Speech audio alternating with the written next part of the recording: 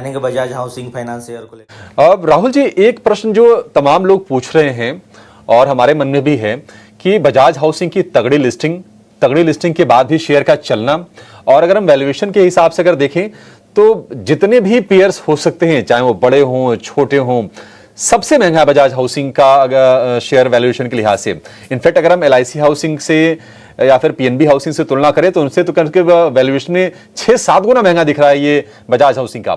तो क्या अभी भी बने रहें बजाज हाउसिंग में, या फिर बेहतर होगा कि प्रॉफिट टेकिंग कर लें और अगर इसी स्पेस में रहना है तो किसी दूसरी कंपनी में निवेश कर दें?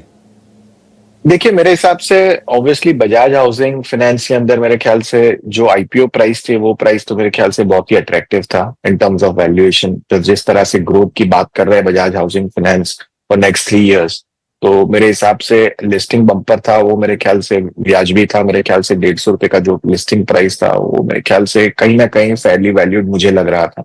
और जिस तरह से बाजार ने मोमेंटम बना के रखा है तो मेरे ख्याल से उसको कोई रोक नहीं सकता है। ऑब्वियसली हम कंपेयर करें कि काफी सारे हाउसिंग फाइनेंस कंपनी का पीयर ग्रुप के अंदर एलआईसी, जैसे यू राइटली पॉइंटेड आउट, जो हमारे वन ऑफ द टॉपिक में है, या पीएनबी हाउसिंग हम देखें तो 2-3 ब्लॉक डील्स के बाद कंटिन्यूसली आउट परफॉर्मेंस रहा है, वैल्यूएशन में भी ठीक ठाक है। In terms of credit cost घटेगा उनका गोइंग फॉरवर्ड, मैनेजमेंट ने जो गाइडेंस दी है, तो मेरे ख्याल से ग्रोथ भी अच्छे आएंगे पीएनबी हाउसिंग के अंदर। तो मेरे ख्याल से ये दोनों स्टॉक्स अच्छे चल सकते हैं वीजा वी बजाज फाइनेंस के अंदर। लेकिन जिस तरह से हाइप है और जो क्रिएट हो चुका है, जो ग्रोथ के लिए पी मल्टीपल दे रहे हैं बजाज को, तो मेरे ख्याल से यहाँ पे एक बार हॉल्ट जरूर ले सकता है स्टॉक ये 180 के आसपास।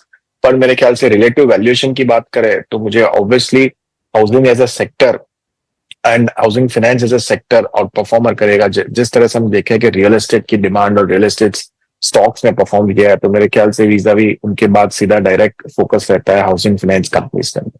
मुझे लगता है दोनों एलआईसी हाउसिंग और आपका पीएनबी हाउसिंग, दोनों मेरे ख्याल से risk versus reward, margin of safety काफी हद से बहुत ही बेहतर है। तो मेरे हिसाब से ये दोनों लिए जा सकता है। बजाज है तो होल्ड किया जा सकता है, बट यहाँ पे मुझे लग रहा है कि एक बार ब्रेक जरूर लग सकता है बजाज हाउसिंग फाइनेंस के शेयर प्राइस के अंदर है। लेकिन जो शेयर टूटे हैं वहां पर आप भरोसा बढ़ा सकते हैं, वो है पीएनबी हाउसिंग। लगातार 3 सत्र में अगर हम देखेंगे तो करीब 90 रुपए के आसपास की गिरावट ऊपरी स्तरों से आई है पीएनबी हाउसिंग में, और एलआईसी हाउसिंग का शेयर भी तेजी से गिरा है, और ये वैल्यूएशन के हिसाब से सबसे सस्ते शेयरों में से एक है। हालांकि अगर आप साइज के हिसाब से तुलना करेंगे पीएनबी हाउसिंग और एलआईसी हाउसिंग को बजाज हाउसिंग से, तो उसके मुकाबले भी आपको काफी अभी छोटी कंपनियां दिखेंगी मार्केट कैप के लिहाज से, पुरानी जरूर है।